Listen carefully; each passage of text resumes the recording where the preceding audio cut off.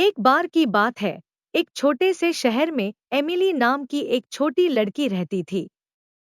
Emily हमेशा चुड़ैलों और राक्षसों की कहानियों से रोमांचित रहती थी जो उसके दादा उसे सुनाया करते थे। लेकिन उसने कभी नहीं सोचा था कि एक दिन उसे खुद कुछ ऐसा भयानक अनुभव होगा। यह एक अंधेरी और तूफानी रात थी और एमिली घर में अकेली थी। उसके माता-पिता एक डिनर पार्टी के लिए बाहर गए थे और देर तक वापस नहीं आए। एमिली ने टीवी देखकर खुद को विचलित करने की कोशिश की, लेकिन बिजली चली गई, जिससे वह पूरी तरह से अंधेरे में चली गई। अचानक, उसने अटारी से एक कर्कश आवाज सुनी। वह हमेशा अटारी से डरती थी, और इस आवाज ने उसके दिल की धड़कन बढ़ा दी। एमिली ने धीरे-धीरे चरमराती सीढ़ियों से अटारी की ओर अपना रास्ता बनाया। जैसे ही उसने दरवाजा खोला, उसने कुछ देखा जिससे उसका खून ठंडा हो गया। कोने में काले कपड़े में एक आकृति खड़ी थी। यह एक चुड़ैल थी, जिसके लंबे, उलझे हुए बाल और उसके चेहरे पर एक टेढ़ी-मेढ़ी, दुष्ट मुस्कान थी।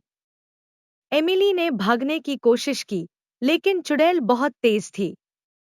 वह अपनी हड्डी वाली उंगलियों से आगे बढ़ी और एमिली की बाह पकड़कर उसे और करीब खींच लिया।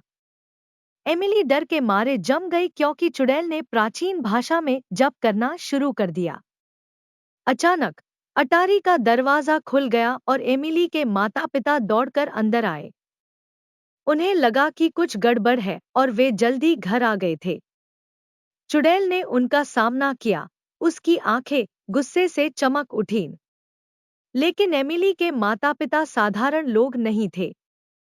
वे जादू-टोने के विशेषज्ञ थे, और वे जानते थे कि इस तरह की स्थिति से कैसे निपटा जाए।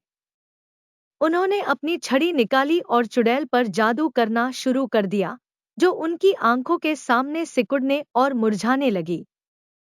अंत में, चुड़ैल हार गई, और एमिली के माता-पिता अपनी भयभीत बेटी को आराम देने के लिए दौड़ पड़े। उन्होंने समझाया कि चुड़ैलें और राक्षस असली थे, लेकिन उनमें उन्हें हराने की शक्ति थी। उस दिन से एमिली ने बहादुर बनना सीखा और अपने डर को कभी भी अपने ऊपर हावी नहीं होने दिया। और जहां तक जादू-टोना की बात है, उसने उस नगर में फिर कभी किसी को परेशान नहीं किया। लेकिन कुछ का कहना है कि अंधेरी और तूफानी रातों में आप अभी भी अटारी के माध्यम से उसकी दुष्ट खड़खड़ाहट सुन सकते हैं। धन्यवाद। हमारे चैनल को लाइक, शेयर, सब्सक्राइब और वीडियो पर कमेंट जरूर करें।